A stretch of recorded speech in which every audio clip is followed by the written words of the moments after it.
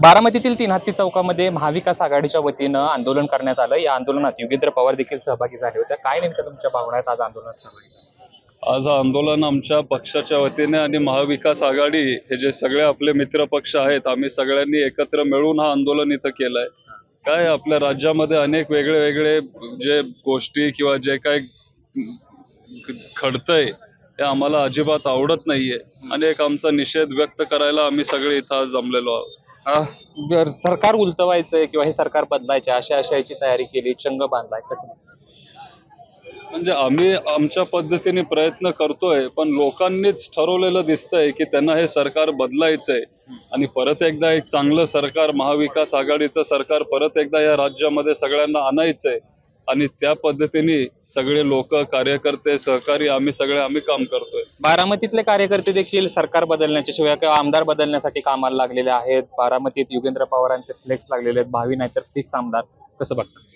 नाही आता काय ह्याच्यापूर्वी पण आपल्या काय उत्साही तरुण कार्यकर्त्यांनी फ्लेक्स त्यांनी लावलेले, शेवटी ती त्यांची भावना आहे। मी त्यांना सांगत असतो की हे फ्लेक्स तुम्ही लावता पण अडचणीत मी येत असतो, पण इथून पुढे ते काळजी घेतील। शेवटी त्यांची भावना आहे ते लावत असतात, ते व्यक्त करत असतात। त्यांना काही सांगणं पण ते बरोबर नसतं, उत्साह असतो तसं ते काहीतरी लावतात। कार्यकर्त्यांच्या भावनांचा आदर योगेंद्र पवार करणार आहेत का?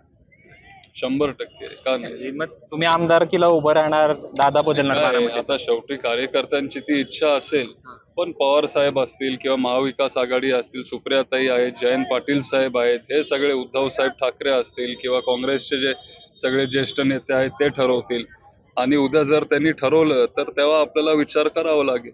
काही बोलणं झाले का? कारण आता अवघ्या 2 महिन्यावरती आली, तसा का बघायला गेलं तर कालावधी फार कमी आहे। त्या संदर्भात संकेत तरी दिलेत तुमचे, जयंत पाटलांनी तुमच्या उमेदवारीचे संकेत दिले, पण तुम्ही अजून म्हणता जयंत पाटलांशी बोलावं लागेल। जयंत पाटलांनी मला जेव्हा त्यांनी जयंत पाटील साहेबांनी आणि सगळ्यांनी जेव्हा त्यांची मीटिंग होईल, त्यांची मीटिंग झाली आहे की नाही अजून मला माहिती नाही, जेव्हा त्यांची मीटिंग होईल ते ठरवतील आणि ते सांगतील। जर सांगितलं तर काय बारामतीतलं बदलायचं? आता नक्की इलेक्शन कधी आहे हे तुम्हाला आम्हाला अजून माहिती नाहीये। पहिला सगळे म्हणत होते ऑक्टोबर मध्ये होईल, आता म्हणतायत नोव्हेंबर मध्ये होईल, आता काही लोक म्हणतायत दिवाळी नंतर पण इलेक्शन होतील। तर नक्की कधी आहेत काय आहे लवकर आपल्याला सांगावं। संधी मिळाली तर कुठले बदल करायचे बारामतीत?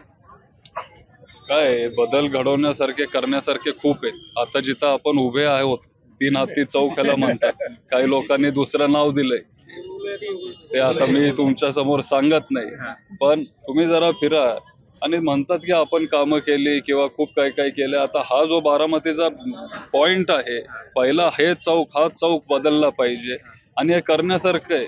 जर चांगले इंजिनियर जर आपण घेतले तर मग चौक आपण सुधारू शकतो किंवा विकास कामं जे आपण म्हणतो, जे लोकांच्या हिताच्या, ज्या समाजाच्या हिताची कामं आहेत ती झाली पाहिजे, ते जास्त महत्वाचं आहे। आज पण लोकांचा पाण्याचा प्रश्न सुटलेला नाही, शहरामध्ये काही ठिकाणी लोकांना पाणी नाहीये, नोकऱ्या आपल्या मुलांना मुलींना नाहीये।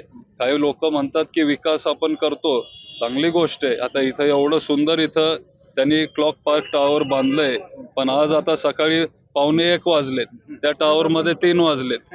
आता शेवटी जे घड्याळ तिथं त्यांनी लावलंय ते तरी नीट चाललं पाहिजे, एवढीच आमची इच्छा आहे, अपेक्षा आहे। खूप खूप धन्यवाद। तर त्या ठिकाणी लावलेलं घड्याळ तरी नीट चालावं असं जे आहे ते योगेंद्र पवार म्हणतायत। सूचक वक्तव्य आहे। आता यावर प्रतिक्रिया काय येते पाहणं महत्वाचं असणार आहे। Camera person Dheeraj Jaydeep Bhagat, ABP Majha, Baramati. ABP माझा, उघडा डोळे बघा नीट।